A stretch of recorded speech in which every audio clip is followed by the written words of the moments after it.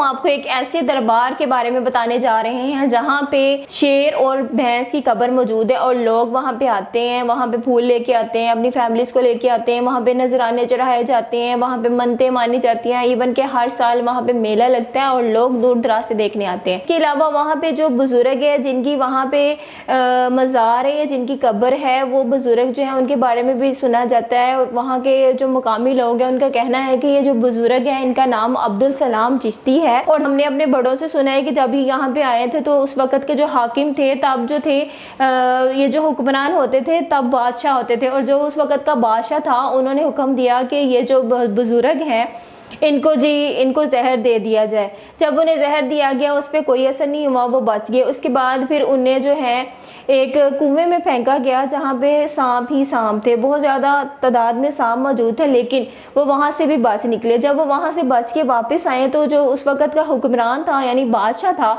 बादशाह देख के बड़ा हैरान हुआ और फौरी अपनी सीट से उठ के खड़ा हो गया और उसने कहा कि तुसी बड़े हो। तो उसके बाद इन बुजुर्गों का नाम बड़ा भाई पड़ गया, यानी कि बड़ा भाई। बड़े भाई के नाम से ये दरबार जो है वो शक्करगारे में मौजूद है और यहाँ पे लोग जी बड़े अकीदत के साथ आते हैं, नजराना लेके आते हैं। और जो वहाँ पे मौजूद 2 कब्रें हैं जिनका मैंने स्टार्ट में जिक्र किया है कि वहाँ पे शेर की कब्र भी है और भैंस की भी कब्र है। तो जो वो शेर था उस शेर पे वो बाबा जी जो है सवारी करते थे और सवारी करके उसके वो हर टाइम बाबा जी के साथ रहता था। और जो भैंस का मामला है कि भैंस का जो है वो मज़ार वो वहाँ पे कब्र बनाई है, उसका क्या मकसद है?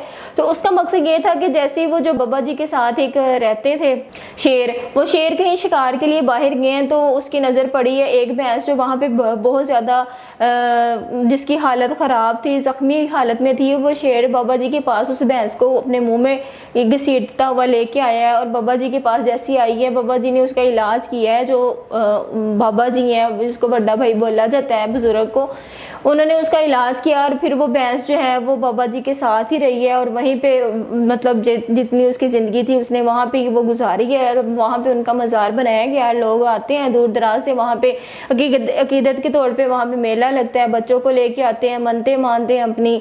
और इसके अलावा वहाँ के जो मुकामी लोग हैं उनका कहना है कि वहाँ पे बहुत सी जो बुजुर्ग हैं उनकी करामात ये जो सबसे बड़ी हमें पता चली है, या हम लोगों का आसपास के जो लोग हैं उनका कहना यही है कि यहाँ पे बहुत बड़ी बड़ी टर्बाइंस हैं जिसमें से पानी निकलता है और उसमें कोई मोटर वगैरह नहीं लगाएगी, कुदरती तौर पे उसमें से पानी निकलता है। और जो आसपास के लोग हैं वो उस पानी से अपनी खेतों को, अपनी फसलों को सैराब करते हैं और हर टाइम वहाँ पे जो है वो पानी निकलता ही रहता है। जब पानी इस्तेमाल हो जाता है तो रोकने के लिए उसके आगे वो बंद लगाते हैं, लेकिन पानी मुसलसल निकलता ही रहता है। इस दरबार के बारे में एक खास बात ये भी है कि दरबारों पे लोग आते हैं, इंसान आते हैं चढ़ावे चढ़ाने के लिए, लेकिन यहाँ पे एक बंदर जो है हर साल यहाँ पे जैसे ही कोई नया फल आता है तो वो अपने मुंह में फल लेके आता है और इस दरबार पे जो है जी चढ़ावा चढ़ा के जाता है। और यहाँ के जो मुकामी लोग हैं उनका कहना है कि हमने कई दफ़ा उसे देखा है कि वो बंदर अपने मुंह में फल लेके आता है और बाबा जी के मज़ार पे रखता है और अपने अकीदत का इजहार करते हुए वहाँ से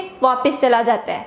तो नाज़रीन, आज मैंने आपको जिस दरबार के बारे में बताया है, तो कमेंट बॉक्स में अपनी राय का इजहार आपने लाजमी करना है कि क्या आप इस दरबार पे गए हैं या आपको इस दरबार की हिस्ट्री मालूम है। कमेंट बॉक्स में अपनी राय का इजहार लाजमी कीजिएगा। इसी के साथ इजाज़त दें, अल्लाह हाफिज़।